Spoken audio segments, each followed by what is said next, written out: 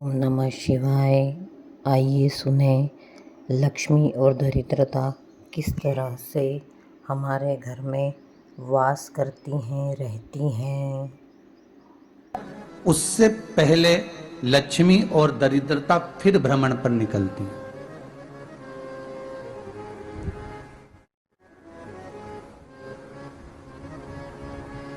शिव भ्रमण कर कर जब वापिस आ जाते हैं, हिंदू धर्म में पीपल के वृक्ष की जो गणना वराह पुराण में करी गई है, 4 बजे से 7 बजे तक शिव के भ्रमण का समय बताया है शाम को। तो 7 बजे से लेकर फिर रात्रि 9 बजे तक लक्ष्मी और दरिद्रता फिर भ्रमण पर जाती है। इनका एक समय निश्चित है महाराज। भ्रमण कर कर आ जाना। अब इस बीच में जब लक्ष्मी और दरिद्रता दोनों निकल कर जा रही हैं, तो दोनों एक भाव रख कर जाती हैं कि आज हमको कहां प्रवेश करना है।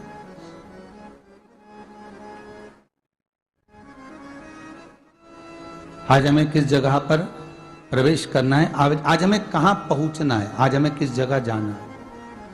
और जिस नगर में जिस मार्ग से लक्ष्मी और दरिद्रता निकल कर जाती है, ये दोनों का जब निकलना होता है, इनको स्थान दिया गया जहां पर स्वच्छता हो, घर के दरवाजे पर रंगोली डली हुई हो, द्वार पर जल छीटा गया हो।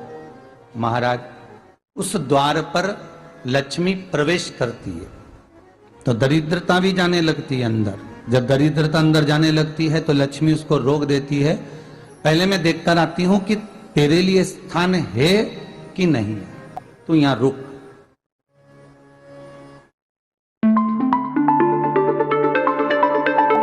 कुछ देर तक दरिद्रता बाहर खड़ी रहती है और लक्ष्मी जी की बड़ी बहन जब दरिद्रता बार बार अंदर जाने का प्रयास करती है तो लक्ष्मी जी कहती हैं, जीजी तू इतनी बड़ी होकर तुझे मालूम है, तू तेरा सम्मान होना चाहिए, आदर होना चाहिए, और तू अंदर चली जाए और कोई तेरा सम्मान ना करे तो कितना बुरा लगेगा, इसलिए तू बाहर खड़ी रहे। मैं अभी आई। अंदर जाती है और जब लक्ष्मी जी भ्रमण कर लेती हैं, अंदर प्रवेश कर कर आती हैं, और प्रवेश कर कर आती हैं तो दरिद्रता पूछती है चले अंदर। तो लक्ष्मी जी कहती हैं, तुझे मालूम नहीं है क्या जीजी कि जिस घर में मैं प्रवेश कर जाती हूं उस घर में फिर दरिद्रता नहीं जा सकती, क्योंकि ये तेरा वचन था, ये तेरा वचन था। अपन दोनों का जब मंगल विवाह हुआ था, मेरा विवाह जब नारायण के साथ में हुआ और तुम्हारा विवाह जब दुस्साह मुनि के साथ हुआ, दरिद्रता का विवाह दुस्साह मुनि के साथ हुआ। जब अपना दोनों का विवाह हुआ था तो अपन दोनों ने एक वादा करा था कि जिस घर में लक्ष्मी प्रवेश कर जाएगी उस दिन फिर दरिद्रता नहीं जाएगी, और जिस घर में दरिद्रता प्रवेश कर जाएगी उस घर में फिर लक्ष्मी नहीं जाएगी। अब जब मैं अंदर देख कर आ गई हूं तो तू अंदर नहीं जा सकती, अर्थात लक्ष्मी के चरण जिस घर में पड़ गए उस घर में फिर दरिद्रता प्रवेश नहीं कर रही। चलते चलते फिर दरिद्रता ने देखा और लक्ष्मी जी इसको लेकर गई, और लक्ष्मी जी ने देखा कि इसके दरवाजे पर जल नहीं छीटा गया, इसके दरवाजे पर ना रंगोली डली है, इसका द्वार साफ नहीं हुआ है, इसके द्वार पर दीप नहीं है, इसके द्वार पर कलश नहीं है, इसके दरवाजे पर ढेर सारा कचरा पड़ा हुआ है, कोई श्वान कोई कुत्ता गंदगी भी कर कर चला गया है, कहीं बिल्ली ने गंदगी कर रखी है, कहीं जीवों ने कुछ गंदा गिरा रखा है। तो फिर लक्ष्मी जी कहती है, जी जी अब मैं होकर आ गई थी ना, अब तू जा, तू होकर आ।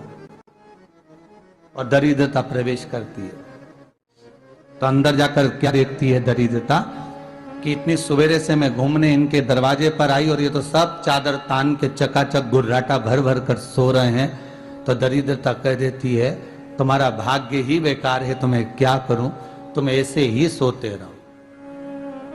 और दरिद्रता गुस्से में बाहर निकल कर आती है, लक्ष्मी से कहती है, लक्ष्मी तू इसके घर में जाना ही मत। तो दरिद्रता को कहती है, जीजी तेरी बात नहीं मानूंगी क्या मैं? लक्ष्मी जी बोली, मैं तेरी बात नहीं मानूंगी, बिल्कुल नहीं जाऊंगी इसके घर में, तू चिंता मत कर, चल आगे चल। फिर आगे बढ़े। ये लक्ष्मी और दरिद्रता का प्रवेश है। आपके घर का द्वार, आपके घर का दरवाजा। फिर निवेदन करूंगा एक बहुत सुंदर बात, हमें महाराष्ट्र से सीखना चाहिए, हमें साउथ से सीखना चाहिए, दक्षिण से। जिस समय पर भक्ति देवी यमुना जी के घाट पर रो रही थी अपने पुत्र ज्ञान और वैराग्य को गोदी में लेकर, समय देवऋषि नारद ने एक प्रश्न किया था कि तुम कहां पर पोषित हुई हो, तुम्हें ऊर्जा कहां से प्राप्त हुई? तो कहा मैं गुजरात से तो चली हूं। और वहां से चलती चलती भक्ति देवी कहती है मैं बहुत दुखी होकर, बूढ़ी होकर, द्रवित होकर, बड़ी दुख में वहां से चलते चलते जब मैं महाराष्ट्र में पहुंची तो मैंने वहां जाकर देखा कि वहां पर लोग हर पल हर घड़ी ब्रह्म मुहूर्त में उठकर स्मरण करते हैं, नाम जाप करते हैं और दरवाजे पर जल छीट कर रंगोली डालते हैं। तो कह रही है कि वहां पर मैं थोड़ी अवस्थावान होने लगी, वहां मुझे अच्छा लगने लगा। फिर जब मैं और आगे पढ़ी, दक्षिण में जब पहुंची, वहां पर जाकर मैंने देखा कि सुबह से उठकर मंगलाचरण, मंगला स्तोत्र और वेदों की ध्वनि होने लगी। वहां पर मैं और आनंदित हो गई। हमें कुछ चीजें महाराष्ट्र से सीखना चाहिए कि वहां रहने वाले जो भगत हैं, वारकरी संप्रदाय के जो भक्त होते हैं, वैष्णव जो धर्म के भक्त होते हैं, उनका नियम है सवेरे के समय घर में पानी है कि नहीं है, पर जब भी वो घर का दरवाजे के बाहर थोड़ा ना थोड़ा पानी तो छींट ही देते हैं। और छींटने के बाद फिर वहां पर अपने यहाँ तो दिवाली पर रंगोली बनती है जी, और वहां पर रोज की रंगोली बन जाती है कि कभी हो सकता है परमात्मा राह भूल कर हमारे घर में प्रवेश कर जाए, इसलिए वहां प्रतिदिन की रंगोली, प्रतिदिन।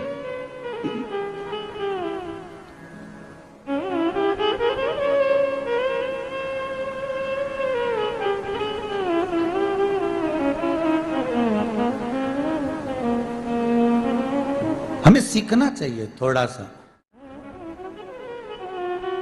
आज के जमाने में तो बहू अपने कमरे की झाड़ू लगा ले, वो ही बहुत बड़ी बात है। हो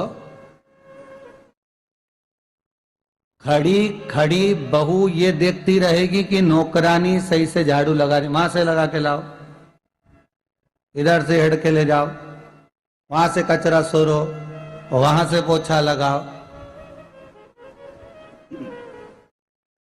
खड़ी रहेगी, उंगली से बताती रहेगी, पर इतना नहीं बनेगा कि सेविका से, नौकरानी से, दासी से कह दे कि तू मम्मी पापा के कमरे की लगा ले, मैं मेरे कमरे की लगा लूंगी, तू जा उधर।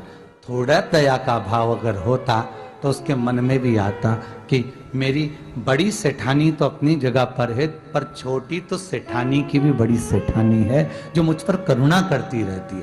पर बड़ी तो कहे कि बेटा रहने दे, तू उधर ले जा, जब भाभी के कमरे में देख ले जा। उसके बच्चों का बड़ा फैलारा रहता ना, तो उधर देख ले जा, तो जरा उधर, मां उधर भेज रही है।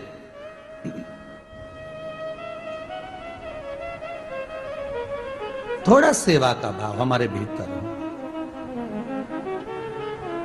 और एक निवेदन तो हमेशा करा है और अब आज भी करता हूं, पूरे घर की सफाई करवाओ, पूरे घर में तुम पोछा झाड़ू जो चाहे करवाओ, मना नहीं है।